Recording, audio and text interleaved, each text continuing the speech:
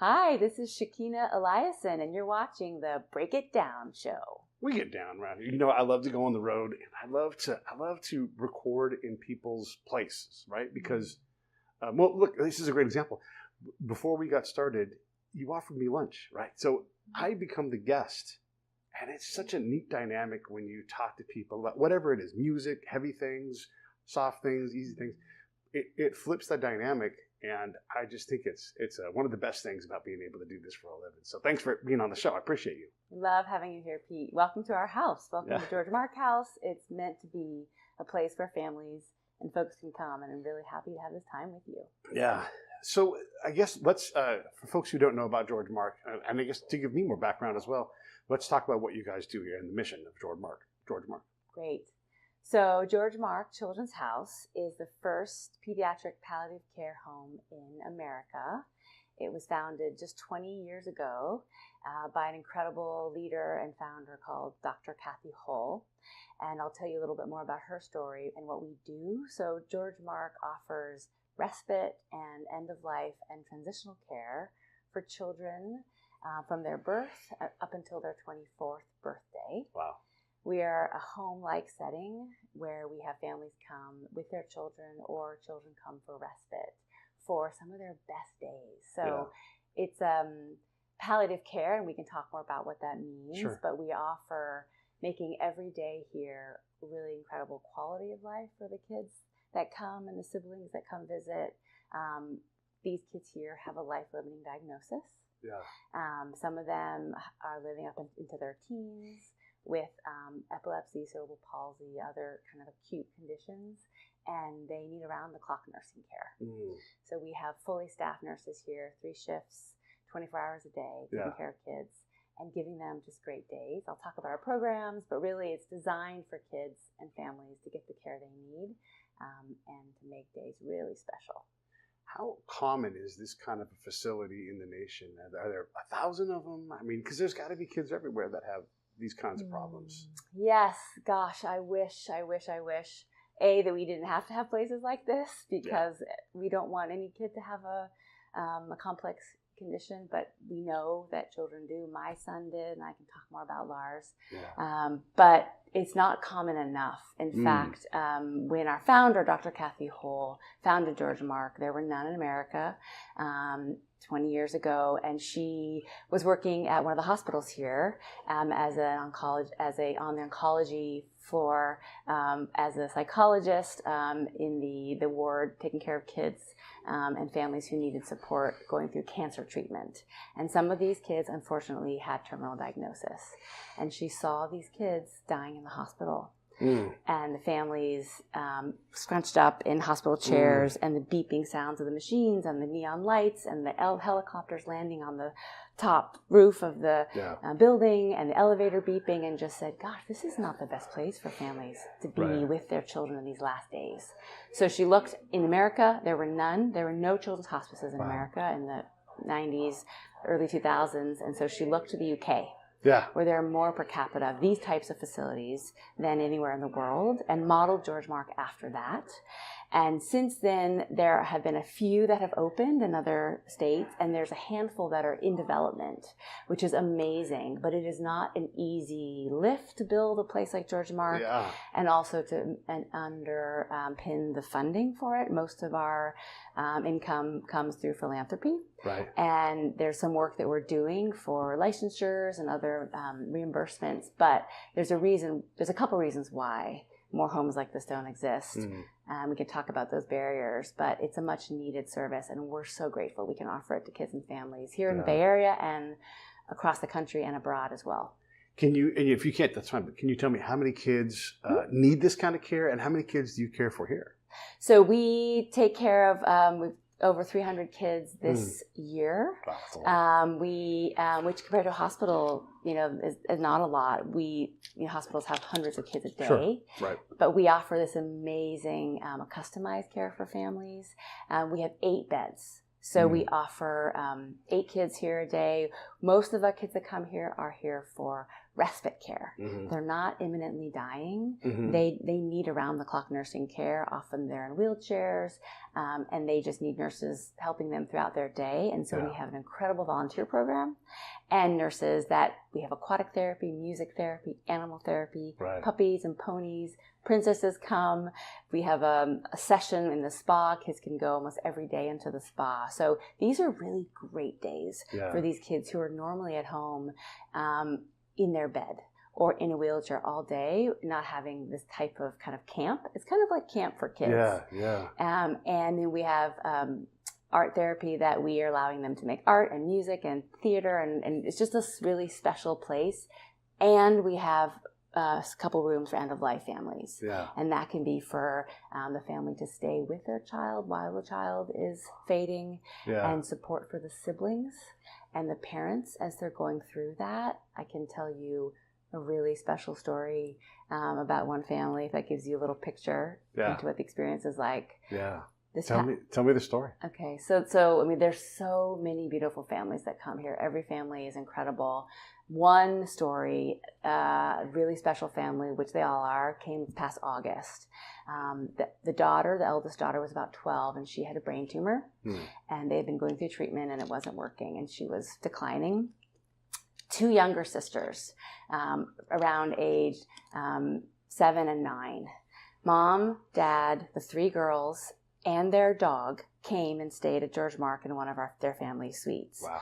All 3 girls had their birthdays in August. Big sister who's dying of a brain tumor, 2 little sisters. And what did our Child Life team and our volunteer team? They threw 3 birthday parties. The younger sisters, they had a bubble machine. They were rollerblading around the grounds of the house. We had banners and posters. They brought their friends here. They had a proper birthday party celebrating life while their big sister was dying, fading in the family suite. And all that love was just why we're here, right? Is to help those families go through, these unbearable times and to support them through it. The whole family was staying in the suite, plus their dog, and that family will always have a place here. That's just the horror of, your kid is fine, and then the next day epilepsy or anything can happen because there's just things that happen, right? It's so hard. We've got a special kid, like one of my cousin's kids. So my cousin, he was born and he had a bunch of seizures, and he wasn't going to make it to 6, and then he wasn't going to make it to 10, and now he is a middle-aged man, Wow. And just the amount of love that it takes, and it's just a lifetime of things. And then at some point you have to conclude that life, because something comes along. And it's such it's a blessing, but it's also a horrible weight, and dealing with that. And the hospice side of things, like, we tend to want to fight, go crazy, and like every 1% chance, we'll take it. We'll take 2 of those, but at some point you do have to find a way to let go. And this is the thing about hospice that's great, is the folks who help us understand. I don't know if you've ever read Atul Gawande's book, Being Mortal. It's on my list. I so want to read it. It's on my list. I will. It's great. Yes. It's great because it puts into frame like what quality of life is, and how do you determine, how do you speak with your loved one, usually a parent, but how do you want to be, treated, and like what's quality of life for you, and then that it's okay to say this is where the end is going to happen, and to have a place like this that can put joy, into those times, it's wonderful. It is. I think one of the other powerful things that you might not realize until you're going through a trauma, like your child has a terminal diagnosis, which my son did, is that a place like this allows the family and the siblings to move through the loss of that child, which sometimes is inevitable, and then enter the world again, whole-ish. You're never going to be fully whole when you lose someone that's so dear to you, but a place like George Mark allows families to get the support that they need, not just during the trauma, but also the anticipatory grief, the conversations about it with the psychosocial team. We Yeah. have a chaplain and a social workers and a child life therapist. And that's palliative care. It surrounds the whole family ecosystem with support and prepares you for kind of the inevitable, and then helps you enter the world again. Yeah. And that is really, I believe, the type of power that helps post-traumatic growth actually start to evolve. Yeah. Our son was born with a terminal brain condition. He was born having seizures 13 years ago, our first child, first pregnancy. And we go into the neonatal intensive ward where all the sick babies are. He goes through an MRI at like 3 days old, less than 2 days old, and he comes out, and the neurologist says, your son has a really severe brain condition. He's probably not going to live much longer. We're not sure if he can suck or swallow. There's this place called George Mark. You can think about taking him there. And we're like, ooh. We're elevating, literally levitating in our chairs as she's talking to us, like out of body experience. Yeah. And we left and we had a long cry and came back and said, okay, tell us about this place. And it was, so then we moved in here, we lived here in the family suite for 9 nights. And we just surrounded every day with family, friends. We went on long walks with him. We took him in the aquatic spa. And there's a place here, there's a memorial fountain where they offer you, the psychosocial team, a stone. You can engrave your child's stone and the year. And I couldn't go to that fountain because it felt too fixed, finite. Yeah. It was like, this is my son's name is going to be on a stone one day. Right. And I was holding him. It was just felt too real. Yeah. But then in time, after a few days, I was like, okay, well, maybe he belongs there with the other angels that are here. And, it's about processing something. We had the fortune of having a little time with him. Some families, children die in car accidents or other more intense loss. And I always think about those families. But so just the power of community, that's really what a place like this offers. And it's a gift. Yeah. When you say palliative care, I mean, that means a lot of things to a lot of people, but can you give us an idea of what that means, especially for here at George Mark? Yes, I would love to talk about palliative care. So palliative care is about improving the quality of life for an individual. That's really what it's about. And so it's not necessarily about extending life, although often studies show that when you have palliative care, quality of life goes up, and therefore life is more well lived, and there's more depth of experience. So there's a palliative care teams at most hospitals, and they are the team. They're often a psychosocial cross-functional multidisciplinary team where you've got a therapist, you've got a social worker, you've got, in our case, a child life therapist, and they're working with the family, understanding what the family's hopes and desires are for that diagnosis, and then working on a journey. Palliative care has discussions with the family, but sometimes surgeries and more treatments reduce quality of life if the diagnosis is terminal. So the palliative care team, their doctors and support team, will talk to the family. What are your hopes for your child? What are the hopes for your aging adult that may have a terminal condition?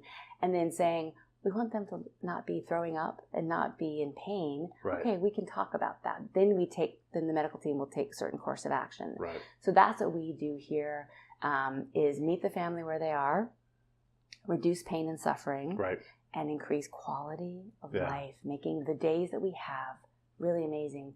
We've had one family that they want to take their child to the ocean. Go. Go.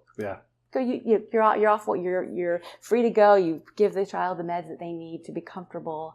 If it's morphine or pain reduction medicine, and then they go to the beach and they have some days on the beach, versus being in the 4 walls of a hospital. Oh my gosh, having the ocean breeze and the memories and the photographs. So, and palliative care is something that we all can do better to educate about. Because there are some misnomers about it, that it is, it's like, oh gosh, this person's going to die. Here comes a palliative care team. Versus this person's going to live. They're going to live the best way they can. And it's not a bad word. It's a palliative care. It's a really important team to help and surround families. And I will also say that no one likes to talk about dying. No one likes to face dying. It's a really hard conversation, and it's especially hard when it comes to children. Yeah. I bet. I mean, it's not easy when it comes to your parents, you know. And I'm in the point of life like where a lot of my friends, their parents are either gone or they're in some form of going. And it's tough to have that conversation, especially if they're not capable of having it. And like, what's the right answer? How hard do we push? Yeah. And then when do we allow, nature to take over and this inevitable thing, allow it to happen? Because when you see a family push too hard and they get to do what they want to do, you're just like, oh my gosh, you guys, and yeah, it's tough. It's tough. How do you develop? I mean, do you cry every day? Well, I cry like Disney movies. Yeah. So, I mean, I cry so easily. It's just been something that I just have to accept about myself. So a lot of people, when they come to George Mark, we're on 5 acres. We're built kind of like a Nantucket style mansion. Like it's a beautiful facility, 8 bedrooms you'll see on your tour. Yeah. And people think it's a sad place. It's not a sad place. Yeah. It's a place of joy and love and just kids having their best days. And yes, sad things happen here, but it's mostly joy and laughter and love and fun. Literally, like, Star Wars characters and movie characters and giants athletes coming here and Disney princesses. I mean, so there's both, right? Yeah. And you can hold sorrow and joy together. It's really, that's one of the things I've learned here is you can hold all that. Our hearts are big enough. That's what makes us human, right? We can hold all these conflicting emotions. Right. And I think that's the most important message. And I think what's the fact is we all will die. And the more that we talk about that sad things happen in life, I talk about it. I have 2 beautiful kids that came after our son Lars. Right. And we talk about Lars all the time. They know they had a brother that died. They never met him. Right. And we celebrate his birthday every year. And my kids go to school and they say, tell me 2 truths and a lie. They say, my daughter said, I have a brother that died. That's one of her personal narratives. And a parent came up to me and said, my kid came home and said that your kid said that she had a brother that died. Is that true? And I'm like, yep, that's true. Yeah. But the more that we talk about the reality of death, it brings us together. It makes us more human. Yeah. And all of us are having people around us who are impacted. And I think we can share in that. And thank you for making space for it here. Oh, of course. Yeah. I mean, the thing about, unfortunately, I've gotten pretty good at death because I've just had a lot of it. I'm someone that people call when things happen. And I'm like, well, you have to do the work ahead of time, too. Like advanced directives and wills, trusts, all these things. And it's scary because it's like the fountain. You're like, I'm not going to go anywhere near a will and trust. But please just, you have to do it. You have to work within the system so that you don't harm your loved ones, And it's hard. But with kids, it's different because, I mean, I don't know how often a kid goes from being viable to deeply sick or injured. Yeah. But you just don't expect that either way, even if it's something that they're born with or whatever. What condition do the parents come in like when they're here? Yeah, I mean, gosh, there's the whole spectrum, obviously. Yeah, right. Everyone takes this journey in its own way. A lot of the families that come here, again, most of the children that come here are for respite. We have a percentage that are end of life, but really we're a respite place. And respite is a place for families to recharge. Right. So the families that bring the respite kids, they just need a break. Mm-hmm. They're working, some of them 2 jobs. Oh. They're the caretaker, they're the parent, they're the spouse. They're all the things, but taking care of for a medically fragile child takes so much work and they're exhausted. Right. But they're also, for the families that are coming for the first time, we've increased, one of the great things about this past few years is that COVID was hard for everyone, especially medical centers. Nurses are such a gift. They're angels. All you nurses out there, you're angels. I can't thank you enough for your service to humanity, to all the families. Like, personally and all the things you do, thank you. And the doctors, of course, as well. But nurses in particular, you were the front lines during COVID. And there was a lot of burnout. And so George Mark was open during COVID. We had a limited capacity. And I came in as CEO in 2022. Right. And because my son died here 12 years ago, 13 years ago, I was on the board, and then the CEO was retiring and asked me if I would consider coming off the board Right. and stepping in as this role, which has been such an honor these past few years. And when I came in, we were at half capacity. We weren't staffed up to take care of more kids. Right. We were struggling to retain nurses because of so many reasons. So since then, I've been really focused on growing back our staffing, our wellness culture for our nurses and our teams, and making George Mark one of the best places to work because it's such a special place. And since then, the past 3 years, we've increased our admissions by 93%. Wow. Yeah. And we raised our budget, which means we have to fundraise more, and it's so worth it. Yeah. Because now we're taking in a lot of new families that have not had access to us. Yeah. And when these families come, back to your original question, they're a bit scared to let go. Yeah. Because they know their child so well, as they should, and letting another nursing team take over is like, can you do this? A lot of these children are nonverbal. Right. And so when the child comes for the first day, it's a 2-day stay, 2 nights. They spend the night with their caretaker the first night, so our nurses can learn their cues, how to care for them. And the second night, the family leaves. And that moment's a big moment. I talked to one mom. She's like, I haven't met my daughter's 5. I've never been away from my daughter one night. Yeah. One night. This is that one night. Yeah. And she was like, I can go? I can leave? Yes, you can go. Go take a walk, go get your nails done, whatever you need to do, take some time. So they come in all, and then they come back and they're so grateful. And then we have the child come back again. So, but yeah, parents are caring a lot in the world in general. And then when they have a child with disabilities, and then they have siblings too often who aren't getting the full attention. Right. So we have siblings programs. We have great partnership with Pixar and Disney, and we take the kids on trips to go see some of our local partners like Pixar. Yeah. And for the siblings, because they get some attention that they really deserve and need. So that's all part of the package. I want to just go back, if we could, to the palliative care piece. I think so much of the work that we're doing at George Mark, partially being the first in the country, is bringing visibility to the power of palliative care. And how, and trying to articulate the need for this to be talked about more in the ecosystem, in the medical community, and turning palliative care into a positive term versus a negative term.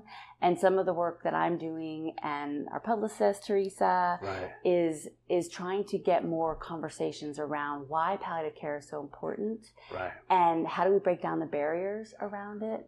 We're working on some work flows and some conversations around kind of repositioning palliative care in our society and in our medical system. This type of care should be part of the standard of care in pediatrics. Right. No, it shouldn't be through philanthropy. It actually should be through other reimbursable streams. Right. And we're working on that too. There's a national center now that's formed called the National Center of Pediatric Palliative Care Homes by an amazing guy named Jonathan Cotter, who founded the Ryan House, which is another home like George Mark in Arizona.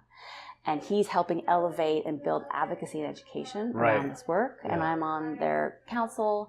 So there are really good movements happening to elevate this work, saying that every city next to every pediatric hospital should have a place where families can come if they need it.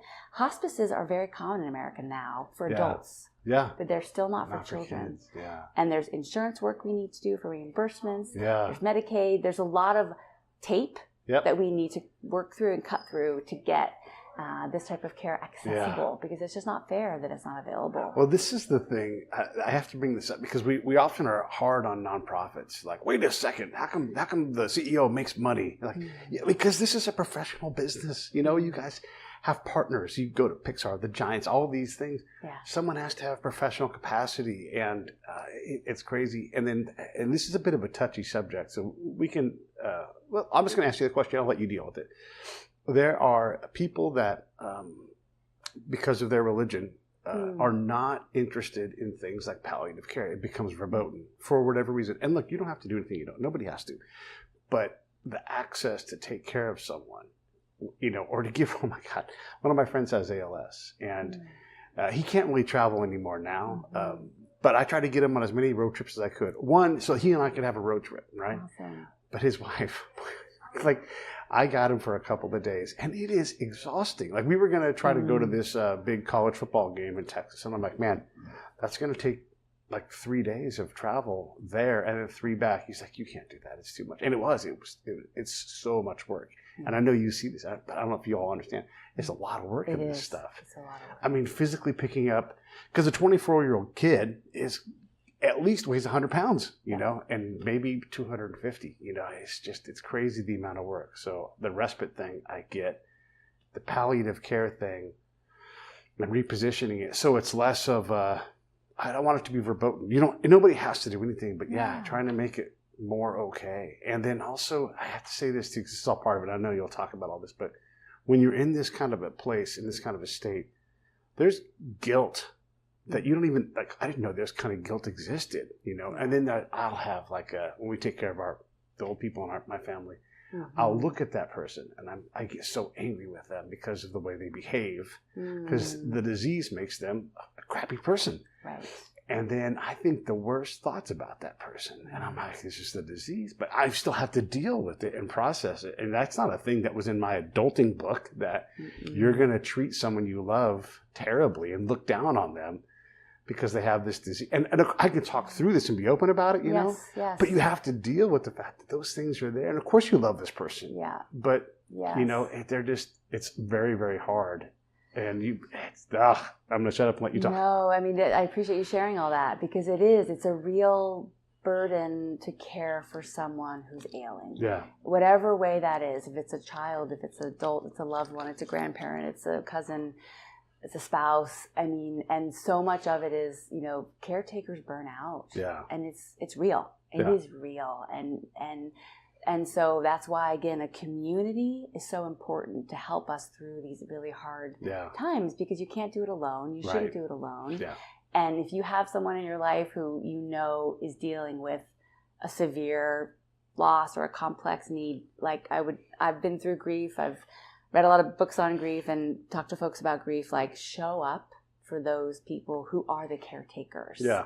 Make them meals, check on them, do their laundry. Yeah. Especially when you lose someone dies in your life, you are crippled for a while. Literally, you're not functioning. Right. And so that community that surrounds you to help people get through it is really, really critical. And I would say there is guilt as you're experiencing someone dying. Yeah. Because especially as a parent, your number one reason on this planet is to help that child live. Like that is your job, is to keep that kid alive. Yeah. Like I remember with my daughter who came after our son Lars, her first birthday, we celebrated. She's still alive. Yes. Like I feel like the first birthday of any kid is like, we didn't kill our kid. Yeah. You know, we didn't mess up, you know, and so it's like celebrating keeping a kid alive is like really your number one job as a parent. And then when you're met with a child who has a terminal condition, there's so much guilt and complexity about, how can I be a parent and then like help my kid die? Right. Which was ours. Like, you know, we had to accept that he was terminal and working through that. And that's where like a psychosocial team, social workers, you can talk that through with them. Yeah. And so as you're caring for your loved one that has, you know, a degenerative disease, you know, it's okay to go out and scream outside and then come back in. Yeah. Or, you know, take a beat, because it's hard. And they're not the same person that they were. They're not. They have a regression. And that's okay to have those feelings. Like, they're real. Yeah, they are real. And you're trying to process something that if you've never done it before, you don't know how to process it. And now you have kids with siblings, and, you know, like you laugh at inappropriate times because you just don't know what to do. And so your body's just like, how about we try laughing, you know? How about we try rage? And it's just like, it careens around, right? And it is crazy. And so it's good to have people around to say, hey, that's totally normal. You want to go outside and yell? I'll go yell with you, or whatever it is. Punch a beanbag. Absolutely. I will say too, I mean, this is like, I mean, I held my son like while he was dying, and it was multiple times. So like, I've never faced death like that. Not many of us do, thankfully, especially a child. But like, he was a small baby. He was born 4 pounds, 12 ounces. He lived 21 days. We were here at George Mark for 9 days. But as he was really declining, babies are meant to last. You know, babies can be found in a bassinet after days of not Right. being fed, and like Yeah. the brainstem and all the things kick in. And I mean, Lars died like multiple times. He would Wow.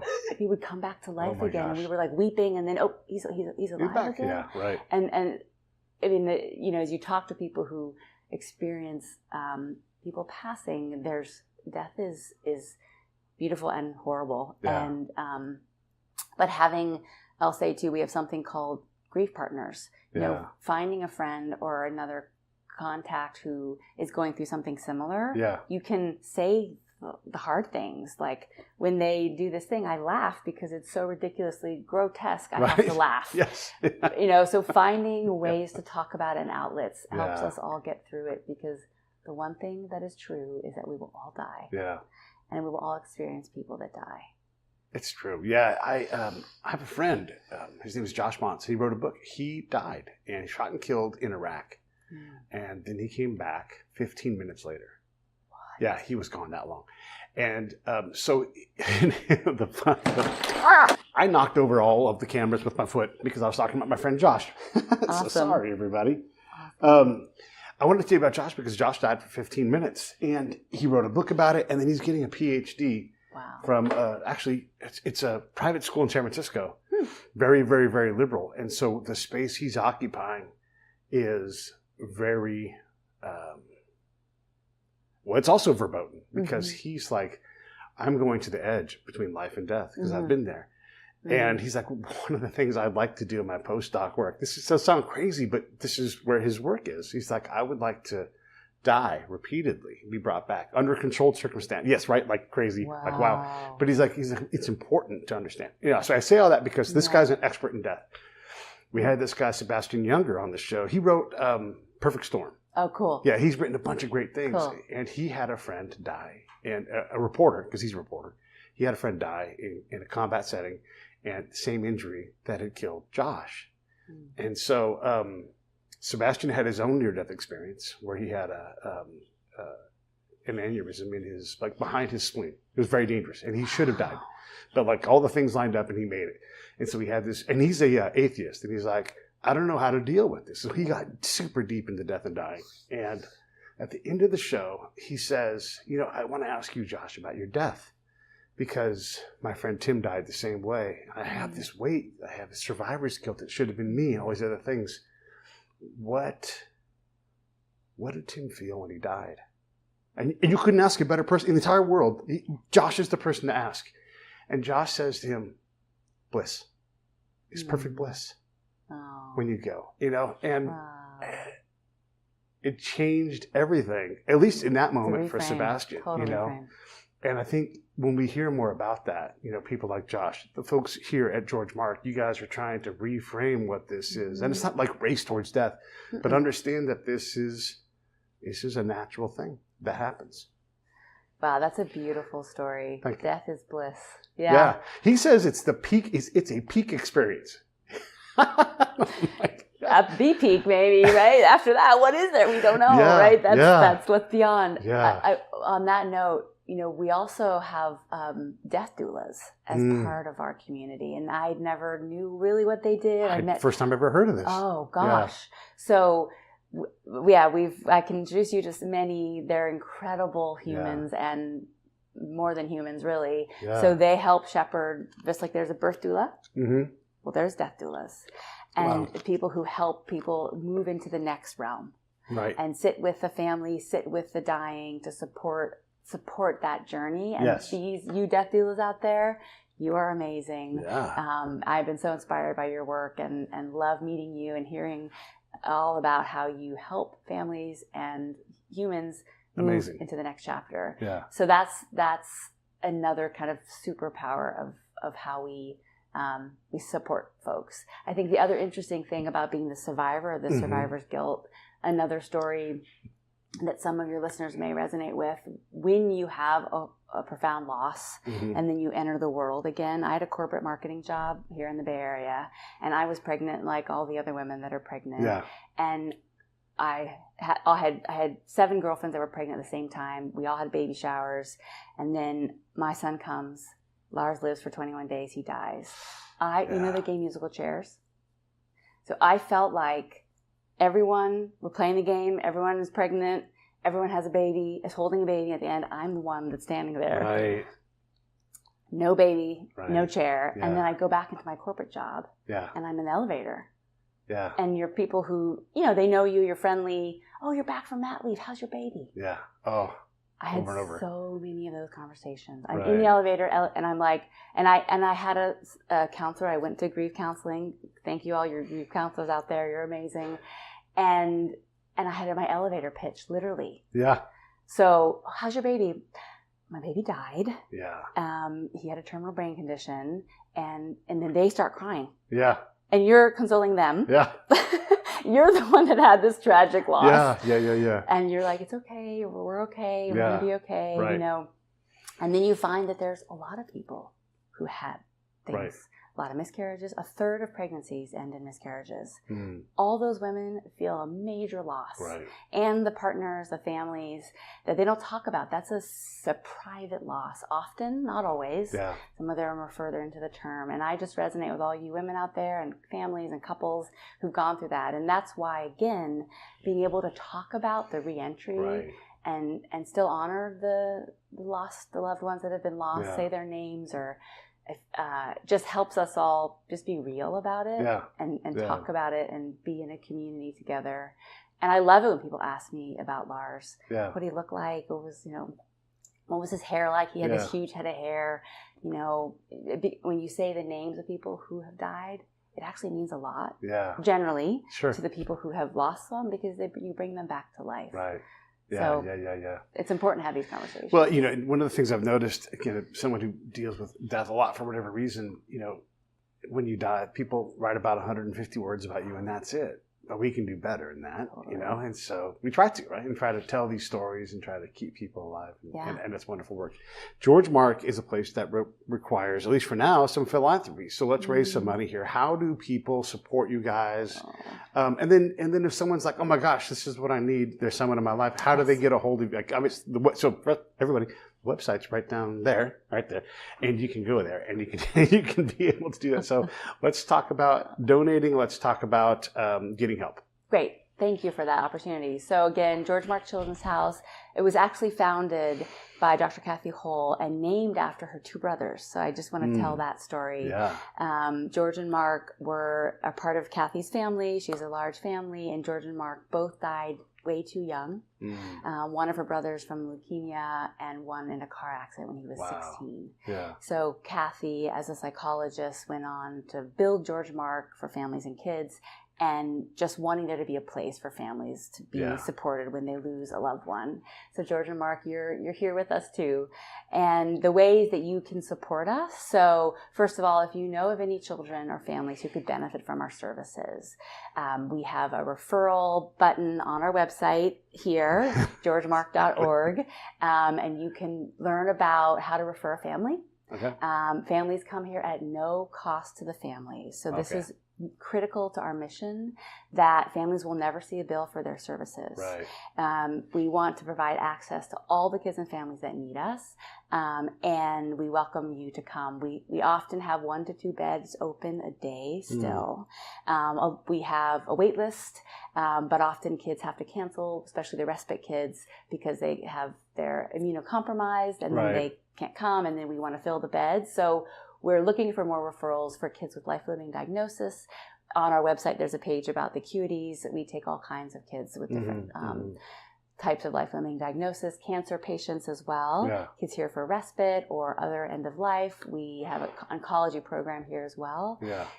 And so refer a family. We'd love to welcome you in the Bay Area or beyond. We've had some families come out of state. And so that's the first. We also love volunteers. Yes. So if you'd be interested in coming to George Mark and being a volunteer, we have a really great volunteer program, reading to the kids, spending time with them in the gardens, and just giving back to the community. We'd welcome that as well. We just need to be 16 or older to be a volunteer. And then contributing to our program. So right now, about 70% of our operating budget comes through philanthropy. Through local grants, organizational grants, institutional grants, and donors and philanthropists. So we would absolutely welcome your support to ensure that we can provide more days of love and care for these kids. And we're working on other reimbursable income streams, but right now philanthropy is essential to our services. So thank you.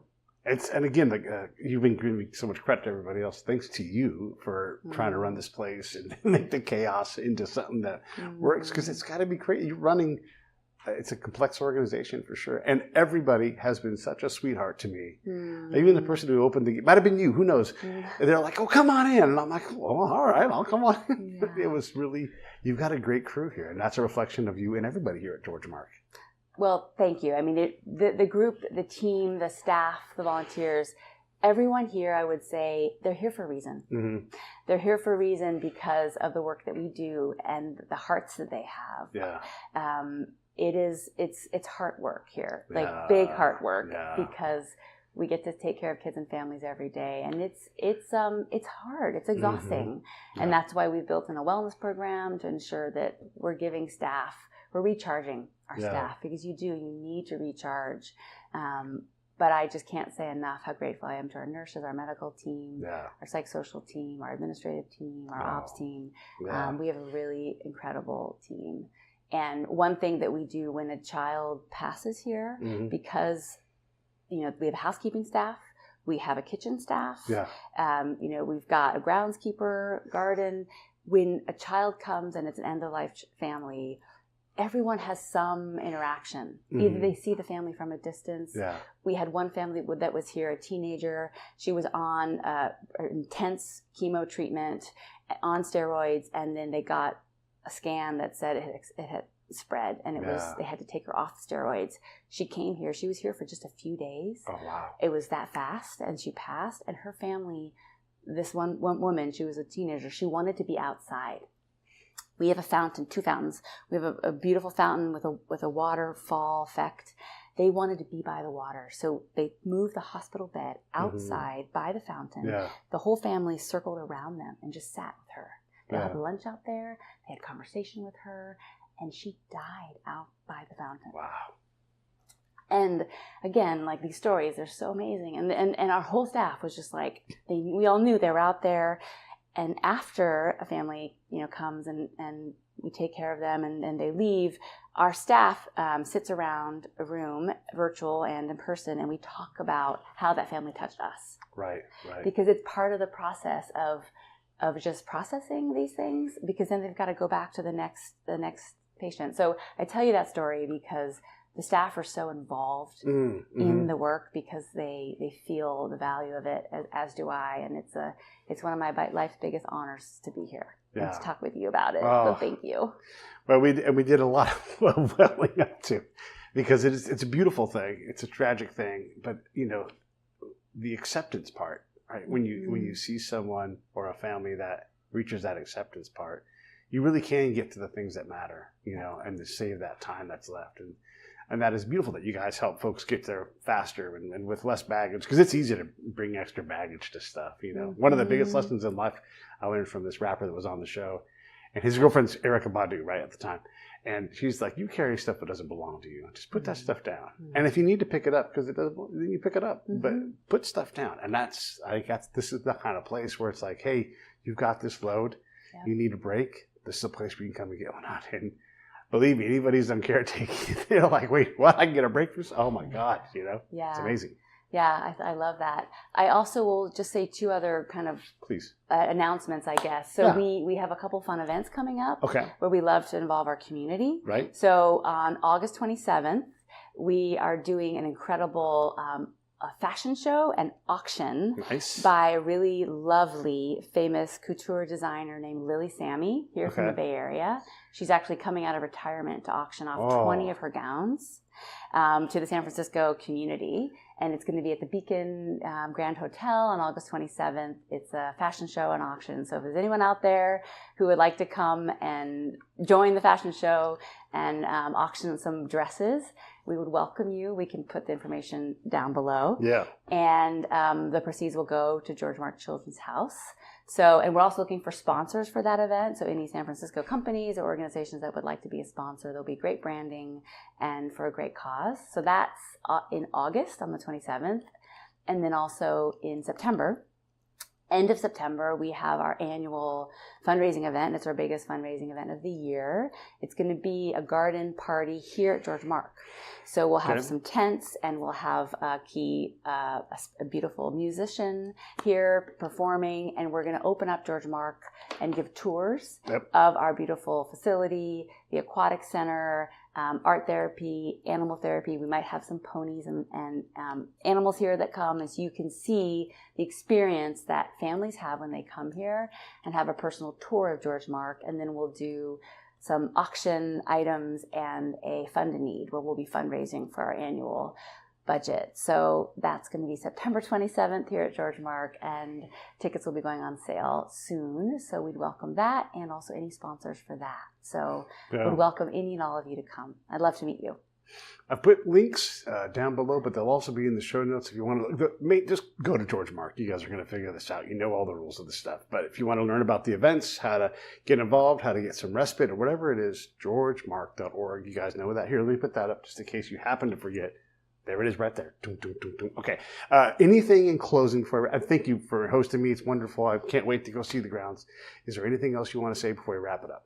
I just want to say thank you. It's been a true delight to chat with you. I love what you're doing, Pete, and the conversations you're having with so many amazing people. It's an honor to be among all you who've been interviewed and been in a conversation with you, Pete. And thank you for doing good